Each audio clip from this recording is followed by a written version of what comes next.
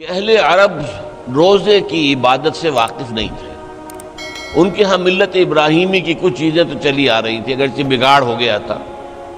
نماز تھی، اس میں وہ سیٹیاں بجاتے تھے، تالیاں بجاتے تھے، نماز تو تھی، اس کا ذکر جو ہے قرآن مجید میں موجود ہے۔ حج موجود تھا، حج میں کچھ چیزیں انہوں نے بدل دی تھی، تلبیہ میں مشرکانہ عقیدہ شامل کر دیا تھا، اور یہ ہے کہ قریش یہ کہتے تھے کہ ہم عرفات نہیں جائیں گے، عرفات کا میدان جو ہے وہ حدود حرم سے باہر ہے، ہم حرم کے متولی ہیں، ہم حرم سے باہر نہیں جائیں گے۔ یہ عرفات تو دوسرے لوگ جو ہے باہر سے جو آتے ہیں ان کا کام ہے کہ وہ عرفات جائیں، یہ بھی انہوں نے غلط کام کر لیا تھا۔ اور جیسا کہ میں بعد میں بھی عرض کروں گا کہ جب سارے مناسک حج ادا ہو جائیں تو اس کے بعد 3 دن کا قیام اور ہے منی میں، وہ 3 دن کا بھی ہو سکتا ہے، 2 دن کا بھی ہو سکتا ہے۔ یہ اللہ کے ذکر کے لیے یہ دن تھے، تو انہوں نے اس میں اپنے آباء و اجداد کا ذکر جو ہے وہ کرنا شروع کر دیا۔ ہمارے بڑے ایسے تھے، ایسے بہادر تھے، ایسے سخی تھے، ان کا ذکر مبالغے کے ساتھ۔ تو بہرحال حج کے اندر انہوں نے خرابیاں تو ڈال دی تھی، حج موجود تھا، حج ہوتا تھا، طواف ہوتا تھا بیت اللہ کا۔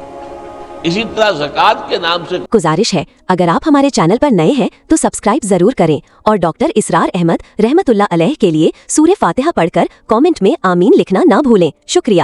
کوئی عبادت نہ صحیح تھی کہ صدقات خیرات یہ تو ان کے ہاں تھا، لیکن صوم کی عبادت سے وہ واقف نہیں تھے۔ یہ لفظ جو عربی زبان میں آتا ہے یہ گھوڑوں کے لیے آتا تھا، گھوڑوں کو روزہ رکھواتے تھے۔ کیوں؟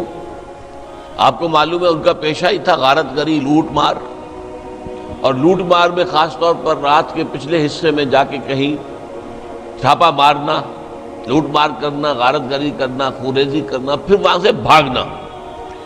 یہ جو گوریلا وار کا طریقہ ہوتا ہے، پھر وہاں پر مقابلے کرنے کے لیے رکنا نہیں ہے، پھر بلکہ وہاں سے بھاگ جانا ہے۔ اس کے لیے انہیں تیز رفتار سواری کی ضرورت تھی۔ ان کی جو عام سواری ہے اونٹ، وہ ویسے تو بہت سے اعتبارات سے ان کے لیے بہت موزوں سواری ہے، وہ پیاس بھی برداشت کر سکتا ہے، ایک ہفتے تک اگر پینے کو پانی نہ ملے تو اسے پرواہ نہیں ہے، بھوک برداشت کر سکتا ہے۔ ریت میں چلنے کے لیے اس کو پاؤں اللہ نے ایسے بنائے ہیں، چوڑے چوڑے پاؤں۔ پھر یہ کہ وہ دھوپ کی سختی، لو کی گرمی برداشت کر سکتا ہے، لیکن اس میں رفتار تیز نہیں ہے۔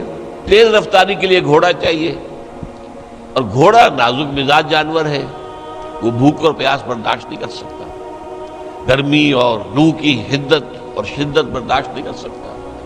اسے عادی بنانے کے لیے روزہ رکھواتے تھے، بھوکا رکھا، کھانا پینا اس کا بند کر دیا، چارہ ڈالنا بند کر دیا، پانی پلانا بند کر دیا۔ پھر جب لو چلتی تھی تو اس کا رخ منہ جو ہے لو کی طرف کر کے، اور پھر وہ بدو کھڑا ہو جاتا تھا، اپنا منہ اور اپنا سر تو ڈھانپ لیتا تھا اپنے غترے کے اندر، لیکن وہ گھوڑے کا منہ رکھتا تھا سیدھا لو کی طرف، تاکہ اس کو لو برداشت کرنے کا مادہ اس کو پیدا ہوتا ہے۔ اس کو کہتے تھے روزہ، یہ جو ہے ہمارا گھوڑا جو ہے روزے سے۔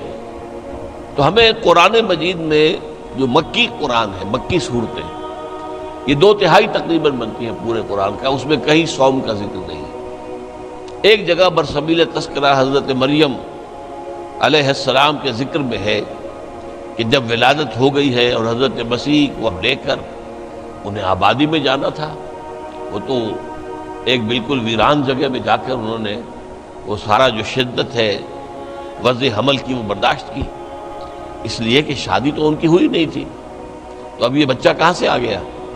تو اب وہ بہت پریشان تھی کہ میں کیا کروں گی، کیا کہوں گی، اس بچے کو لے جاؤں گی۔ تو قرآن مجید میں سورہ مریم میں ہے کہ یا تو فرشتے نے پکار کر کہا یا اسی بچے نے پکار کر کہا، گھبرائیں نہیں۔ اگر کسی انسان کو آپ دیکھیں تو کہہ دیں کہ میں نے تو رحمان کے لیے، اللہ کے لیے ایک روزے کی نظر مانی ہوئی ہے، میں کسی سے بات نہیں کروں۔ بس یہ صوم کا ایک ذکر جو ہے مکی آیات میں ایک جگہ پر ہے، وہ بھی برسبیل تذکرہ ہے، کوئی حکم کے طور پر نہیں۔ اس حوالے سے اگر غور کیا جائے، حضور صلی اللہ علیہ وسلم جب مدینہ تشریف لائے ہجرت کر کے، تو آپ نے دیکھا کہ یہودی محرم کی 10ویں تاریخ عاشورہ اس کا روزہ رکھتے تھے۔ آپ نے پوچھا کیوں رکھتے ہو روزہ؟ انہوں نے جواب دیا کہ اس دن اللہ نے ہمیں فرعون سے نجات دی تھی، سمندر کو پھاڑ کر ہمیں پار کرا دیا تھا، اور فرعون کو اس کے لشکر سمیت غرق کر دیا تھا، تو ہم شکرانے کے طور پر روزہ رکھتے ہیں۔ تو حضور نے فرمایا کہ موسیٰ کے تو ہم زیادہ حقدار ہیں تم سے، لہذا مسلمانوں کو حکم دیا کہ تم روزہ رکھا کرو عاشورے کا۔ بعد میں فرمایا یہ یہودی ایک رکھتے ہیں تم دو رکھو، تاکہ ایک امتیاز بھی قائم رہے، علیحدگی بھی قائم رہے۔ لہذا نویں محرم کی اور 10ویں کے روزے رکھنے مسلمان نے شروع کر دی۔ کچھ دنوں کے بعد اب 3 روزے ہر مہینے میں لازم کر دیے گئے۔ میں لفظ فرض استعمال نہیں کر رہا ہوں، ابھی میں بتاؤں گا اس کو۔ 3 روزے لازم کر دیے گئے کہ ایام 20 کے 13ویں 14ویں اور 15ویں تاریخیں جو ہے ہر مہینے کی، اس میں روزے رکھو۔ حکمت کیا تھی؟ ایک دم ایک مہینے کا روزہ فرض ہو جائے، اور وہ مہینہ فرض کیجئے مئی کا ہے، جون کا ہے، تو قیامت ٹوٹ پڑے گی لوگوں پر۔ انہیں عادی بناؤ رفتہ رفتہ۔ اگر گرمی کا مہینہ بھی ہے تو 3 دن جھیل لیں، برداشت کریں، پھر اگر اچھے موسم کے آ گئے تو ٹھیک ہے، وہ بھی آ جائیں گے بیچ میں۔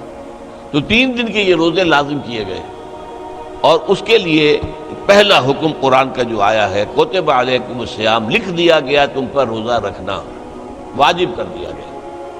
وجوب اصل میں 2 طرح کا ہوتا ہے، ابھی میں عرض کروں گا آپ سے، وجوب علی العین، وجوب علی الخیار۔ یہ جو روزہ واجب کیا گیا کتب علیکم الصیام کما کتب علی الذین من قبلکم، جیسے کہ روزہ رکھنا لکھ دیا گیا تھا، فرض کیا گیا تھا ان لوگوں پر کہ جو تم سے پہلے ہو گزرے، تمام امتوں پر روزہ جو ہے وہ لازم رہا ہے، لعلکم تتقون، تاکہ تمہارے اندر تقویٰ پیدا ہو جائے۔ جو اس میں حکمت صوم کا جو ذکر ہے وہ میں بعد میں بیان کروں گا، ابھی میں صرف اس پہلو سے گفتگو کر رہا ہوں کہ میری رائے میں اور مولانا انور شاہ کشمیری رحمۃ اللہ علیہ کی رائے میں اور امام راضی کی رائے کے روح سے بہت سے جو سلف کے اندر تابعین ہیں ان کی رائے میں یہ حکم روزے کا رمضان کا نہیں ہے بلکہ ایام 20 کا ہے، اس لیے کہ آگے فرمایا ایام معدودات، گنتی کے چند دن ہیں۔ اب رمضان کو آپ ایام معدودات نہیں کہہ سکتے، گنتی کے چند دن تو نہیں، 29 دن پورے کرنا، 30 دن پورے کرنا، بہرحال مشقت طلب بات ہے، آسان کام تو نہیں ہے۔ وہ میں گرمی کے موسم بھی آئے گا، اب رفتہ رفتہ ہم جا رہے ہیں گرمی کی طرف۔ ایام معدودات، اب یہ ایک طریقہ ہے تشویق کا، ترغیب، دیکھو بھائی فکر نہ کرو، ہمت کرو، گنتی کے چند دن ہے نا۔ اس میں بھی رعایت کی رکھی، فمن کان منکم مریضا او علی سفر فعدۃ من ایام اخر، جو کوئی تم میں سے سفر پر ہو یا مریض ہو تو وہ تعداد پوری دنوں میں کر لے، دوسرے دنوں میں کر لے، یعنی قضا دے۔ 13ویں 14ویں اور 15ویں میں کسی تاریخ کو روزہ نہیں رکھ سکا، یا کسی مہینے میں 3 روزے جو ہیں کسی سفر میں نکل گئے، تو بقیہ دنوں میں وہ 3 روزے رکھ کر اس کی قضا دے دیں۔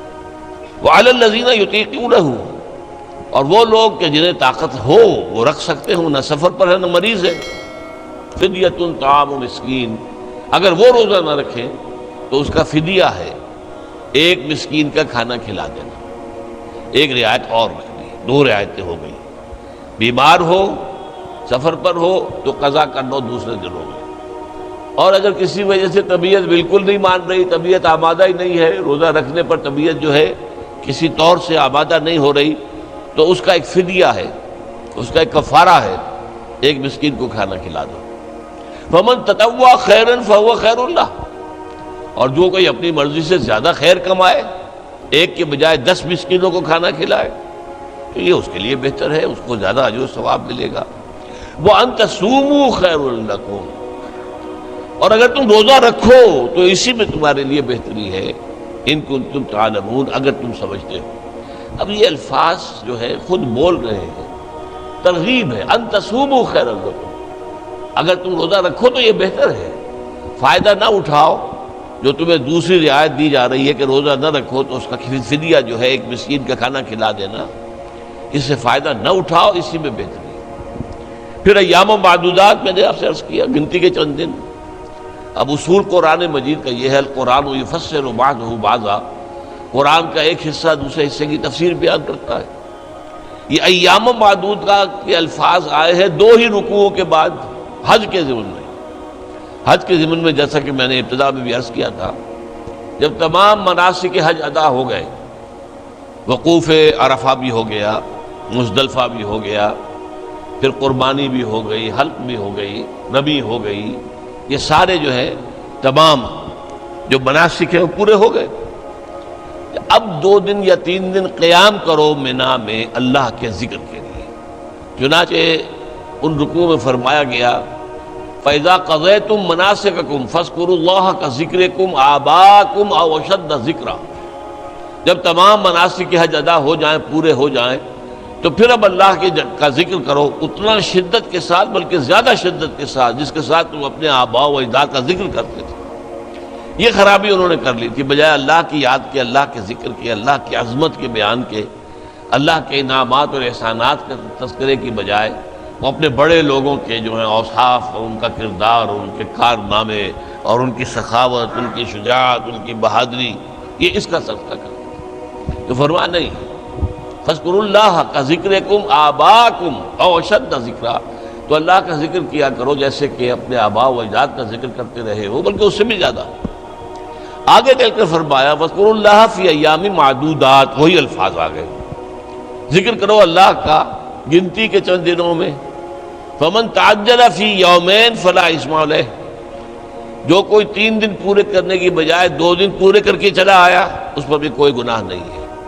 وَمَن تَأَخَّرَ فَلَا إِثْمَ عَلَيْهِ، اور جس نے مؤخر کیا اور پورے 3 دن وہاں پر لگائے اس میں بھی کوئی گناہ نہیں ہے. اب یہاں 2 یا 3 دن کے لیے آ رہا ہے ایام معدودات. اسی طریقے سے وہ جو فرمایا ایام معدودات فمن کان منکم مریضا او علی سفر فعدۃ من ایام اخر، یہ ہے در حقیقت اس روزے کا پہلا حکم. ایام 20 کے 3 روزے. جب رمضان مبارک کا روزہ فرض ہو گیا تو اب یہ واجب نہیں رہے. اسے کہتے ہیں وجوب علی الخیار. اختیار ہے، چاہے روزہ رکھ لو، چاہے ایک مسکین کو کھانا کھلا دو. جب رمضان کے روزوں کا حکم آیا یہ وجوب ختم ہو گیا، وجوب علی الخیار نہیں رہا، اب وجوب علی العین ہے، روزہ رکھنا ہی ہوگا لازماً. صرف ایک رعایت باقی رہی کہ ہاں اگر بیمار ہو، سفر پر ہو تو قضا کر سکتے ہو، لیکن تعداد پوری کرنی ہوگی. وہ آیت میں بعد میں پڑھوں گا ابھی. اب یہ جو رعایت رکھی گئی تھی جب روزہ رمضان کا فرض ہو گیا تو اب یہ 3 روزے جو ہیں ایام 20 کے یہی لازم نہیں رہے، لیکن حضور نے انہیں برقرار رکھا. آپ نفلی روزے رکھتے تھے، 13ویں، 14ویں، 15ویں جو دن تاریخیں ہیں ہر مہینے کی آپ روزہ رکھتے تھے، باقی رکھا.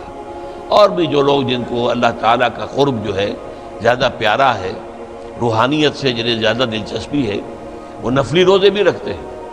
ہفتے میں 2 روزے، پیر کا روز اور جمعرات کے روز، اور مہینے میں پھر 3، 13ویں، 14ویں اور 15ویں. یہ نفلی روزے. یہ رمضان کے روزے تو فرض ہو گئے نا. اسی طرح جو روزہ نہ رکھے تو پھر ایک مسکین کو کھانا کھلا دے. اگرچہ یہ مطلقاً تو یہ معاملہ ختم ہو گیا، لیکن حضور صلی اللہ علیہ وسلم نے حکمت دین کے پیش نظر اسے برقرار رکھا. اگر آپ کو ہماری ویڈیو اچھی لگی ہو تو ہمارے چینل کو سبسکرائب ضرور کریں. ڈاکٹر اسرار احمد رحمت اللہ علیہ کی وفات کے لیے سورہ فاتحہ پڑھ کر کامنٹ میں آمین لکھیں. شکریہ.